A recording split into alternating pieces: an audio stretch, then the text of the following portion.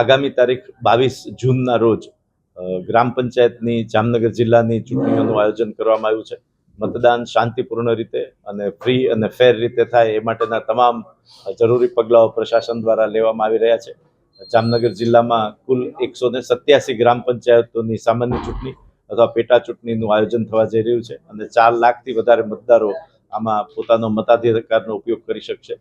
સવારે 7 કલાકથી સાંજે 6 કલાક સુધીનો મતદાનનો સમય રહેશે. આ જે મતદાન છે તેની મતગણતરી 25 તારીખને બુધવારે સવારથી શરૂ થશે.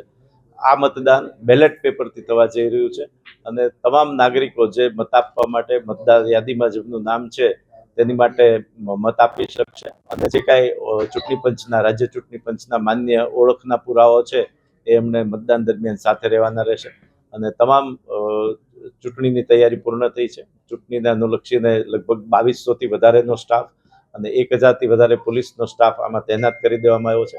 58થી વધારે ઝોનલ ઓફિસરો આમાં ફરજ ઉપર રહેશે અને મતદાનની પ્રક્રિયામાં તમામ કોઈ પણ પ્રકારની તકલીફ ન થાય તે મુજબની વ્યવસ્થા પ્રશાસન દ્વારા કરવામાં આવી છે અને લોકો નિર્ભીક રીતે પોતાના મતાધિકારનો ઉપયોગ કરી અને પોતાની પસંદગીની ગ્રામ પંચાયતની રચના કરે તેવી આપના માધ્યમથી અપીલ કરવામાં આવે છે.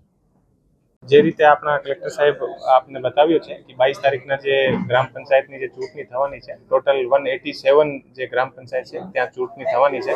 દરેક જગ્યા આપણા જામનગરના ટોટલ 12 પોલીસ સ્ટેશનના ક્ષેત્રમાં આ ચૂંટણી થવાની છે.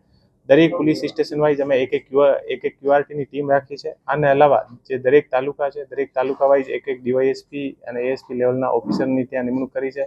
લગભગ 1500ની આસપાસ પોલીસ, હોમગાર્ડ, જીઆરડી નો તમામનો બંદોબસ્ત ઇલેક્શન કમિશનની ગાઈડલાઈન મુજબ ગોઠવવામાં આવેલ છે અને કોઈ પણ જાતની પ્રોબ્લેમ ના થાય અને કોઈ પણ કાયદો અને વ્યવસ્થા ના બિગડે એટલા માટે એલસીબી, એસઓજી અને ક્યુઆરટીની સ્પેશિયલ ટીમોની નિમણૂક કરવામાં આવેલ છે. અત્યાર સુધી લગભગ 2000ની આસપાસ અટકાયતી પગલાં જે બદમાશ લોકો યા બીજા કોઈ પણ જે હતા આના લીધેલ છે.